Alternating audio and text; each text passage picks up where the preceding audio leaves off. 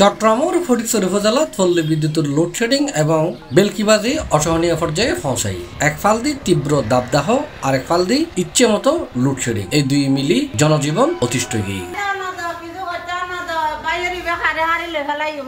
Fatikchhari Nazirhat zonal office পল্লী বিদ্যুৎ সূত্রে জানা গিয়ে ফটিকছড়ি আজাদি বাজার রোসাঙ্গিরি বারমাসিয়া সহ সার্কেল উপকেন্দ্র বিদ্যুতের চাহিদা প্রায় 37 মেগাওয়াট, কিন্তু আর বিপরীতে সরবরাহ 15 মেগাওয়াটের মতো অর্ধকরু কম বিদ্যুৎ পার, যে কারণে এই রকমের লোডশেডিং ঘটে।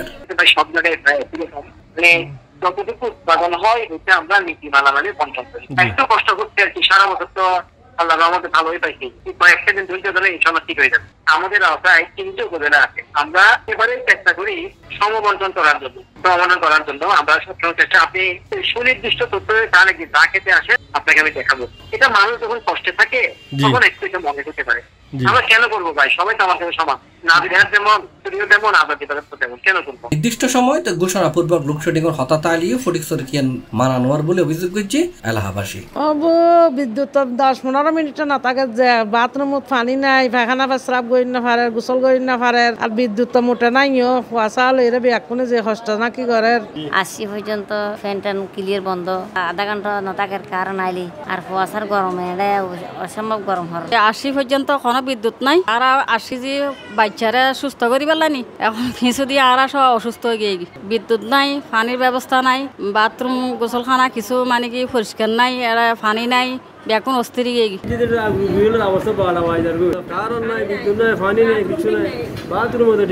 ইন্দি লোডশেডিং এর কারণে তীব্র দাবদাহত জনজীবন বিপর্যস্ত গিয়ে, বিশেষ করে ছোট বাচ্চা এবং বয়স্ক অসুস্থ হয়ে যার গই। উপজেলা স্বাস্থ্য কমপ্লেক্সত ভিড় রোগী হল। এই ব্যাপারে উপজেলা স্বাস্থ্য কর্মকর্তা ডাক্তার আরেফিন আজিমি সি+রে হয়। তীব্র দাবদাহে বিদ্যুতের প্রচন্ড পরিমাণ ক্রাইসিস চলতেছে। এখানে 10-15 মিনিট করে বিদ্যুৎ থাকে কিনা সন্দেহ আছে। তো এখানে যে রোগী আছে প্রায় সবকিছু মিলে, রোগীর আত্মীয় স্বজন মিলে সকাল থেকে শুরু করে এখানে প্রায় 1000-এর উপরে রোগীর সন্নিবেশ ঘটে। প্রচুর পরিমাণ পানি দরকার। তীব্র দাবদাহে পানির লেয়ার নিচের দিকে নেমে গেছে, এই জন্য পানি সংকট সঙ্গে মোটর দিয়ে যে পানি তুলবে সেই সময়টুকু আসলে বিদ্যুৎ থাকতেছে না, ফলে পানির তীব্র সংকটে আমরা ভুগতেছি। তারপর আমরা চেষ্টা করতেছি বিভিন্নভাবে আবাসিক এলাকা থেকে সে বন্ধ করে শুধুমাত্র হাসপাতাল কেন্দ্রিক পানির প্রবাহটা বাড়ানোর জন্য, এবং আমরা বিদ্যুৎ বিভাগের সাথে অলরেডি আমি গতকাল সকাল থেকে 2-1 বার যোগাযোগ করছি, যাতে ওনারা অন্ততপক্ষে আমাকে টানা 2 ঘন্টা করে সকালে দুপুরে রাত্রে অন্ততপক্ষে 3 বার করে যদি আমাকে টানা দেওয়া হয় তাহলে আমাদের হয়তো বা এটা হয় আর কি।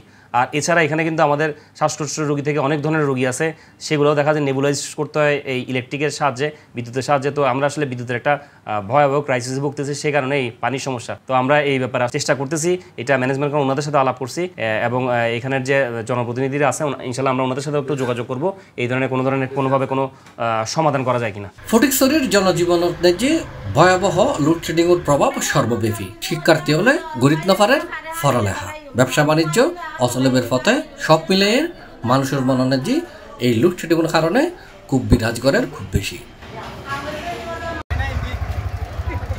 সি+, চট্টগ্রাম।